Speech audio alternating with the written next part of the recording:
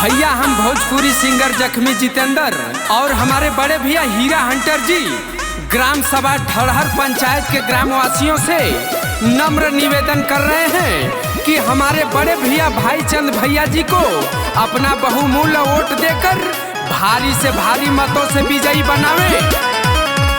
हर माँ का बेटा हर बहनों का भाई जनता के हित में है लड़ता लड़ाई। हर माँ का बेटा हर बहनों का भाई जनता के हित में है करता लड़ाई। मांगे आशीर्वाद छू के हो पहुआ ए बाबू अब की जीतैहा चुनौआ मुखिया के चुनाव लड़े भाईचंद बेटौआ। ए चाची अब की जीतैहा चुनौआ मुखिया के चुनाव लड़े भाईचंद बेटौआ। भाईचंद भैया जिंदाबाद जिंदाबाद जिंदाबाद भाईचंद भैया जिंदाबाद जिंदाबाद जिंदाबाद।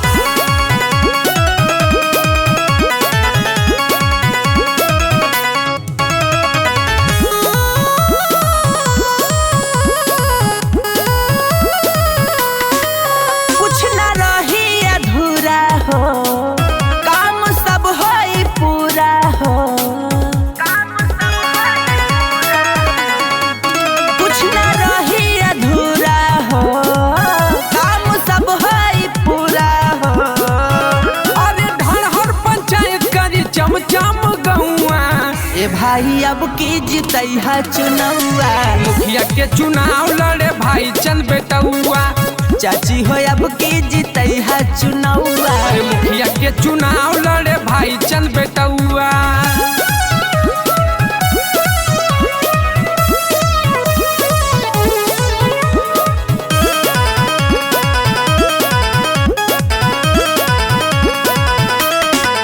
सबका खाती उमरे ले नाही केहू से डरे ले। सबका खाती उमरे ले नाही केहू से डरे ले। अरे छोट बड़ सब जन से रखे लगौआ। ए भाई अब की जीतैहा चुनौआ मुखिया के चुनाव लड़े भाई